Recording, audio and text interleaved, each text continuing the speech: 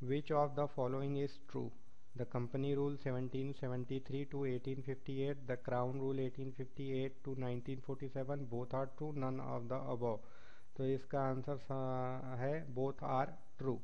तो regulating act 1773 जो था वो first step taken by British government to regulate the affairs of East India Company, मतलब East India Company के जो भी काम काज है उस पर नियंत्रण रखने का ब्रिटिश सरकार का पहला प्रयास था। इसके बाद क्या हुआ, 1857 में भारत का प्रथम स्वतंत्रता संग्राम हुआ, जिसके बाद ब्रिटिश सरकार ने भारत के शासन को डायरेक्ट अपने हाथ में ले लिया और ईस्ट इंडिया कंपनी को हटा दिया। अगला क्वेश्चन है, which of the following act distinguished between commercial and political functions of the company. तो निम्नलिखित में से कौन सा एक्ट है जिसके बाद कंपनी के कमर्शियल और पॉलिटिकल अफेयर्स को अलग अलग कर दिया गया। पिट्स India act 1784, charter act 1793, charter Act 1813 और चार्टर एक्ट 1833। तो इसका सही आंसर है Pitt's India act 1784 allowed the court of directors manage the commercial affairs but created a new body called board of control to manage the political affairs. तो Pitt's India act 1784 जो था उसके बाद court of directors commercial affairs को देखने लगे, मतलब व्यापारिक मामले कोर्ट ऑफ डायरेक्टर्स के अंडर में आ गए, और एक नई बॉडी बनाई गई बोर्ड ऑफ कंट्रोल जो कि पॉलिटिकल अफेयर्स को देखती थी। हमारा अगला क्वेश्चन है, which of the following act open the Indian market to all British merchants. तो किस एक्ट ने भारत का जो भारत के साथ व्यापार करने की अनुमति बाकी सभी कंपनियों और ब्रिटिशर्स को भी दे दी। Pitt's India act 1784, Act of 1786, Charter Act 1813, Charter act 1833। इसका सही आंसर है charter Act 1813 abolish the trade monopoly of East India Company and allowed all British merchants to trade in India, although continued the trade monopoly of company over trade with China and trade T का trade. तो क्या था कि 1813 ने east India Company की monopoly ख़त्म कर दी। इसके पहले 1813 को पहले केवल ईस्ट इंडिया कंपनी को ही भारत के साथ व्यापार करने की अनुमति थी, लेकिन इसके बाद अन्य ब्रिटिशर्स को और अन्य कंपनियां भी भारत के साथ व्यापार करने के लिए स्वतंत्र हो गईं।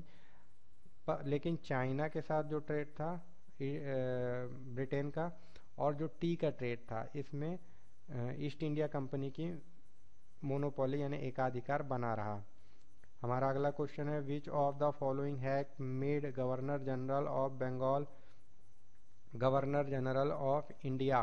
तो इनमें से किस एक्ट ने गवर्नर जनरल ऑफ बंगाल को गवर्नर जनरल इंडिया का बना दिया। Charter act of 1833, charter act of 1853, charter act of 1813, Pitt's India act 1784। तो इसका सही आंसर है charter act 1833 made governor general of Bengal as the governor general of India. इसके पहले क्या होता था, बंगाल का गवर्नर जनरल केवल बंगाल का ही अधिकार होता था, बंगाल पर ही उसका अधिकार क्षेत्र होता था, लेकिन गवर्नर जनरल ऑफ इंडिया बना दिया गया और बाकी दो गवर्नर जनरल मद्रास और मुंबई, दो प्रेसिडेंसी के जो गवर्नर थे वो गवर्नर जनरल ऑफ इंडिया के अधीन आ गए, जो कि बंगाल का ही गवर्नर जनरल हुआ करता था। Who was the first governor general of India. तो भारत का पहला गवर्नर जनरल कौन था, Warren Hastings, William Bentinck, Lord Canning और लॉर्ड माउंटबेटन। तो पहले क्या थे हमारे, Lord William Bentinck right answer है। Lord William Bentinck was the first governor general of India by Charter Act 1833. Lord Warren Hastings was the first Governor General of Bengal made by Regulating Act 1773. और Lord Canning was the first Viceroy India made by Government of India Act 1858. तो William Bentinck जो थे वो पहले governor general थे India के, Warren Hastings पहले governor general of Bengal थे और लॉर्ड कैनिंग पहले वायसराय थे इंडिया के।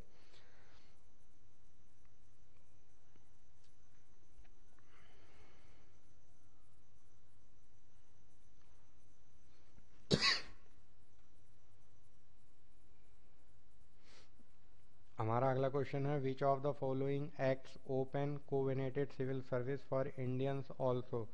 Charter act of 1853, charter act of 1833, charter act of 1858, Indian council Act of 1861।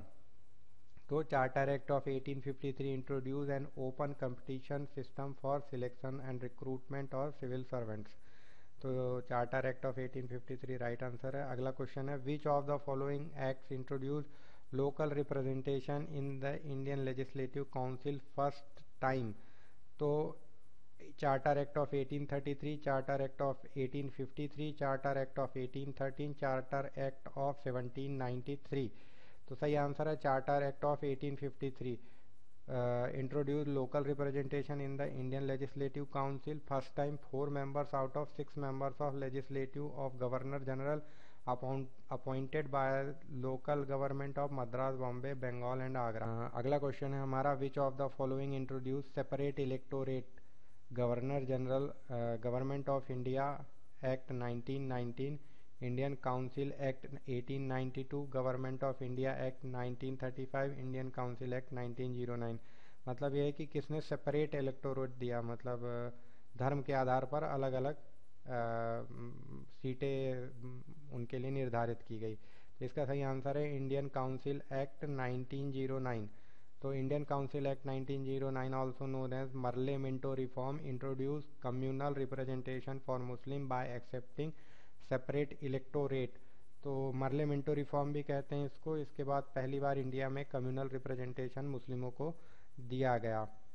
अगला हमारा क्वेश्चन है, which of the following are the features of government of India act 1919। It introduce bicameralism first time in India. It provided for the establishment of public service commission, separate the provincial budget and central budget for the first time, all of the above। तो इसका सही answer है all of the above. Government of India act 1919 also known as Montagu Chelmsford, इसे Montagu Chelmsford सुधार भी कहते हैं।